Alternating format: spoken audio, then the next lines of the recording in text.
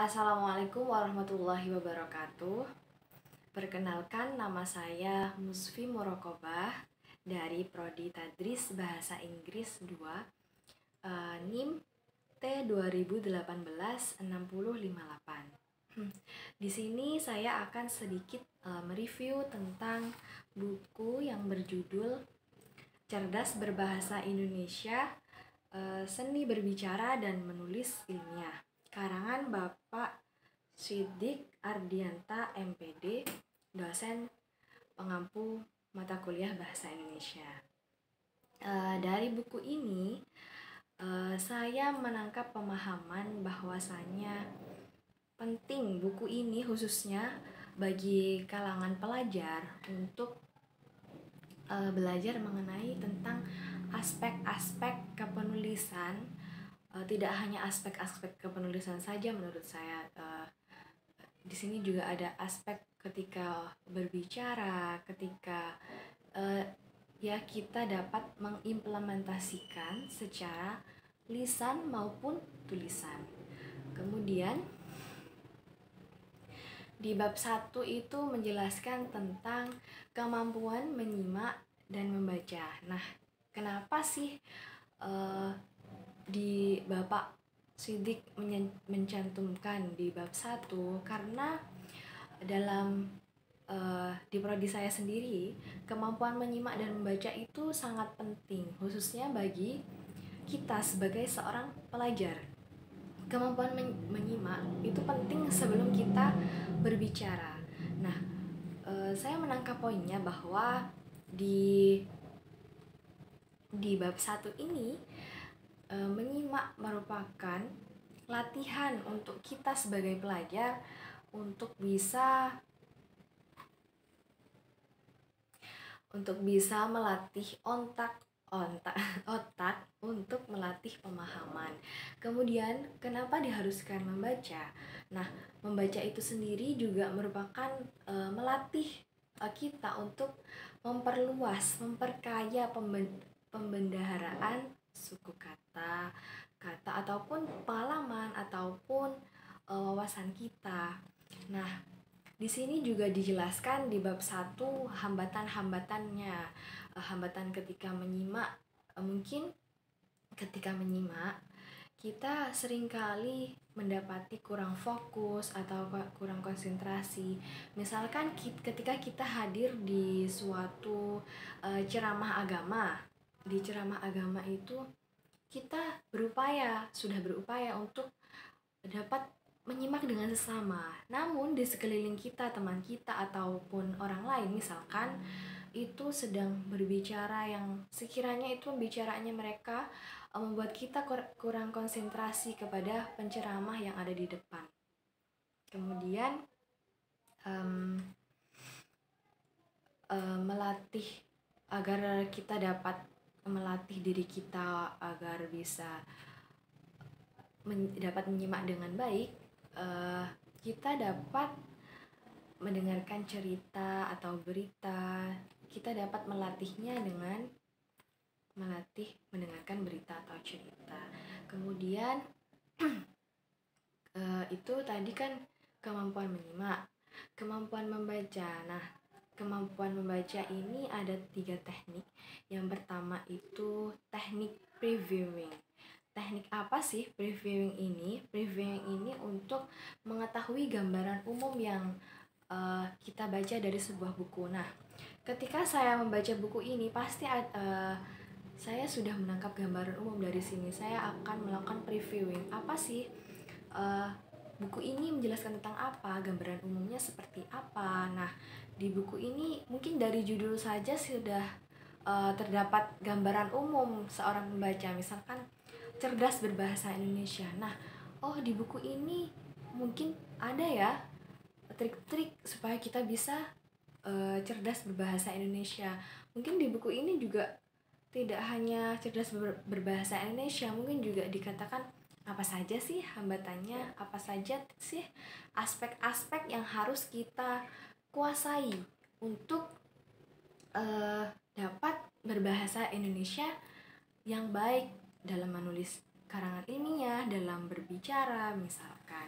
Kemudian teknik skimming. Teknik skimming ini adalah mencari informasinya secara detail.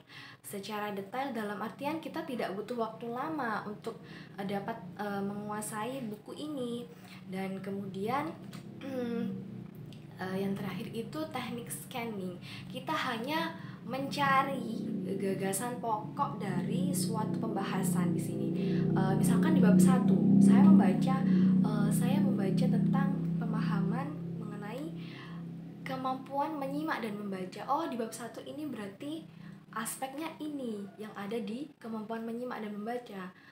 Ada hambatannya hanya ini yang saya tangkap dari poin ini, mungkin begitu. Kemudian di bab selanjutnya yaitu kemampuan berbicara. Berbicara di depan umum itu mungkin ada yang sudah terbiasa, ada yang sudah ada yang masih canggung dan lain sebagainya. Tapi di buku ini dijelaskan bahwasanya berbicara itu sangat penting. Karena berbicara adalah berkomunikasi, khususnya kita sebagai pelajar pastinya sering berbicara, berdiskusi dengan teman kita, atau bahkan menanyakan pertanyaan kepada dosen. Kemudian jadi sangat penting ketika berbicara pasti ada etika dan estetika. Nah, etika itu misalkan ketika kita berbicara dengan orang tua kita, hendaklah berbicara yang baik dan sopan. Misalkan ketika orang tua kita di ruang tamu, kita di depan, terus kita berteriak-teriak memanggil orang tua kita, apakah itu etis?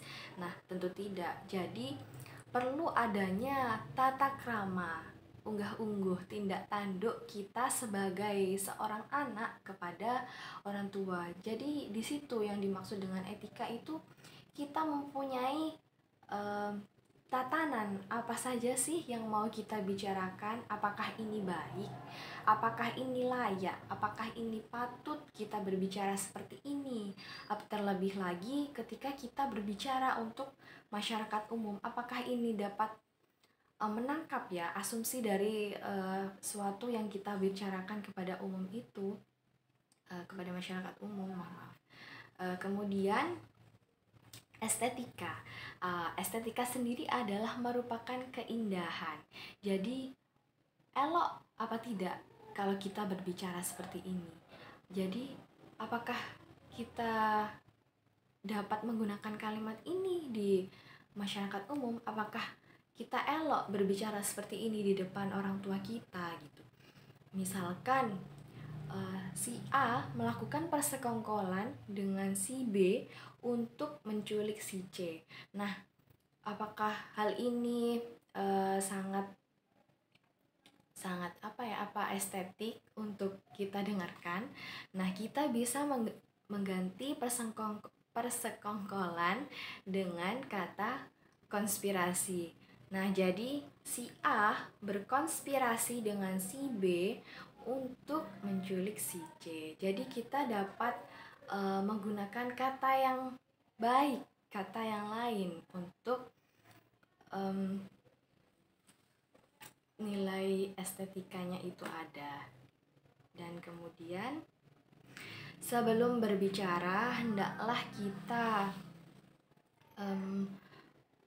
menggunakan atau melakukan persiapan, misalkan mencatat poin-poin penting, terus juga tempat yang kita gunakan itu strategis, tidak ramai, jadi orang yang mendengarkan kita itu bisa fokus dengan diri kita sendiri. Kemudian pastikan posisi kita itu baik, juga posisi audiens. Kalau posisi audiens saja sudah tidak baik, sudah tidak nyaman, maka mereka mendengarkan kita pasti akan terganggu.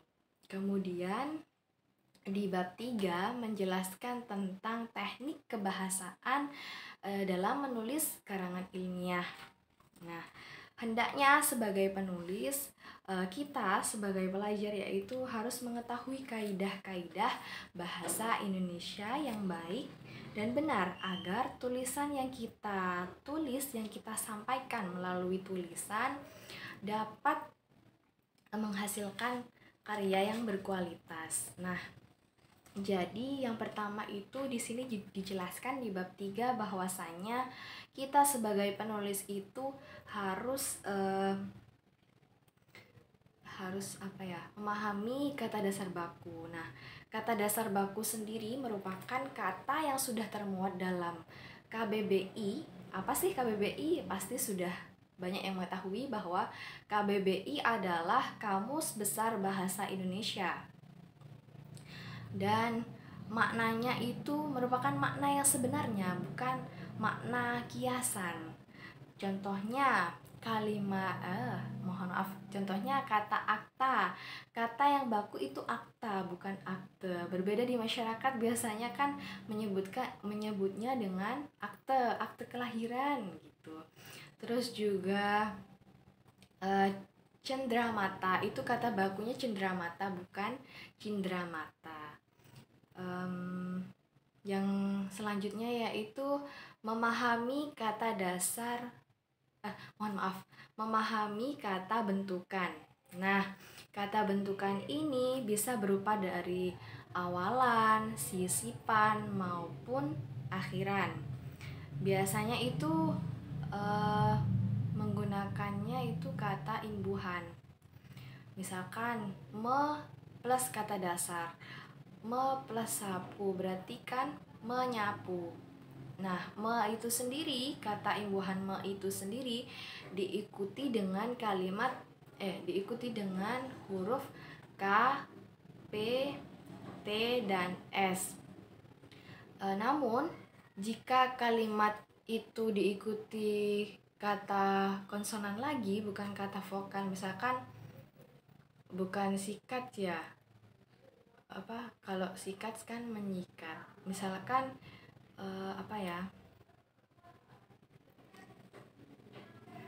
memproses, maka kita tidak bisa misalkan memproses, maka jika ditambah dengan imbuhan me menjadi memproses. Kemudian kata imbuhan ber atau ter ditambah dengan kata dasar. Jika ditambah dengan kata dasar, jika bertemu dengan R atau ER, maka menjadi be, bukan menjadi ber. Misalkan ber plus racun. Pasti kan kita tidak menyebutnya dengan beracun, tapi kita menyebutnya dengan beracun. Kemudian awalan yang mirip kata. Misalkan awalan yang mirip kata itu pasti sebelum kata itu memiliki makna. Misalkan pasca sarjana. Pasca sendiri kan sudah ada artinya, namun kita mengimbuhkannya dengan kata lainnya. Ini juga termasuk memahami kata bentukan. Kemudian di bab 3 ini juga dijelaskan tentang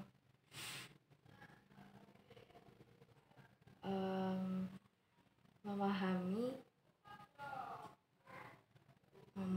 kalimat efektif. Nah, kalimat efektif itu apa sih? Kalimat efektif sendiri adalah kalimat yang mudah dipahami, kalimat yang bisa dimengerti oleh orang lain. Misalkan ibu memasak di dapur, I-nya memakai huruf besar. Nah, ini sudah bisa dikatakan dengan kalimat efektif karena kalimat tersebut sudah memahamkan dan juga ranahnya sudah benar. Kemudian kalimat efektif ini harus diperhatikan, misalkan seperti ambiguitasnya. Jadi kalimat efektif itu bukan kalimat yang mengandung dua makna atau makna yang membingungkan. Misalkan seperti tadi, Dita maju ke depan dengan tergesa-gesa. Nah, kata kata maju ini sebenarnya sudah mewakili bahwa Dita itu ke depan dengan tergesa-gesa. Dan juga kata efektif ini tidak mengandung unsur pemborosan kata atau pleonasme. Tadi kan dijelaskan bahwasanya Dita maju ke depan dengan tergesa-gesa. Ketika kita menulisnya, kita cukup menggunakan Dita maju dengan tergesa-gesa. Kemudian kesejajaran kata dan kalimat. Ketika kesejajaran kata dan kalimat ini predikatnya itu sama, setara dengan yang predikat yang lain. Misalkan Ani mencuci, menyetrika, dan menyapu halaman itu. Nah, ini sudah benar karena ini sejajar. Tidak bisa dikatakan bahwa misalkan predikat 1 dan 2 itu dikenai pekerjaan, namun predikat yang ketiga melakukan pekerjaan. Tidak seperti itu. Jadi harus sama-sama setara. Kemudian kalimat efektif itu adalah kalimat yang, mohon maaf karena tadi di sini rame jadi saya cut videonya. Saya akan melanjutkan penjelasan tadi.